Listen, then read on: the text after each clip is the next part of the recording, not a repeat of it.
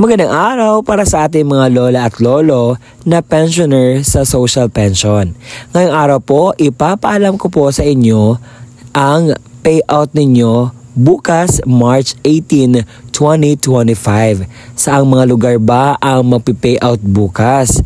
Ating alamin sa video kong ito.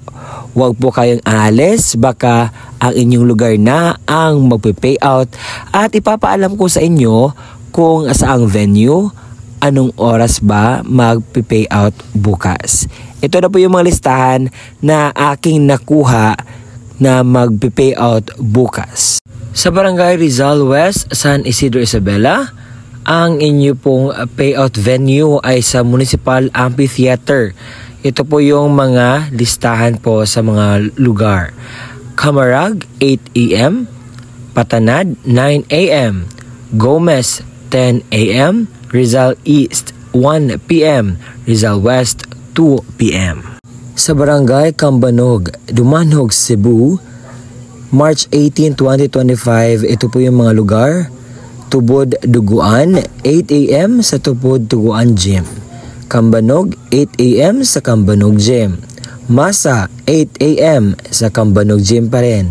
Kabatbatan, 8 a.m. sa Cambanog Gym. Kanghalo, 8 a.m. sa Cambanog Gym pa rin. Sa Barangay Kulyit, Kamaliniugan, Cagayan, may tinatawag po tayong Team 1 and Team 2 sa first semester of 2025, March 18 payout. Sa morning, Ginebra sa Team 1. Saan ba ang venue? Sa Ginebra Barangay Hall. Sa lunch naman, sa Damang Sur, same pa rin ang venue sa Ginebra Barangay Hall. Sa afternoon, Barangay Jurisdiction, ang venue ay sa Jurisdiction Barangay Hall. Barangay Dugo, sa Dugo Barangay Hall.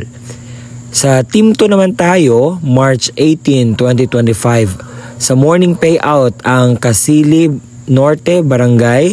Saan po ba ang venue? Kasili Norte Barangay Hall. Sa Barangay Kasili Sur, ang venue po sa inyong payout ay sa Kasili Sur Barangay Hall. Sa afternoon naman, ang Barangay Kulyit, sa may Kulyit Barangay Hall din ang venue. Afunan ay sa Barangay Afunan din ang inyong payout na Barangay Hall. Sa Barangay Bulala, sa venue din ninyo sa Bulala Barangay Hall.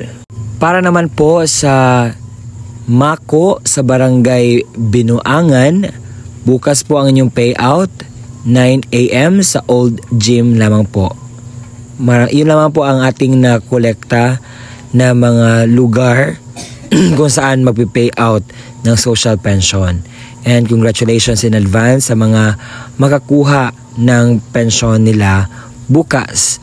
Alam kong maibili po ninyo yan ng inyong gamot at mga pagkain. And I hope po na madagdagan pa ang mga opportunities na magkaroon po ng mga pension para sa ating mga elderly, mga lolo at lola. Salamat po sa panonood ng aking vlog. Bye-bye!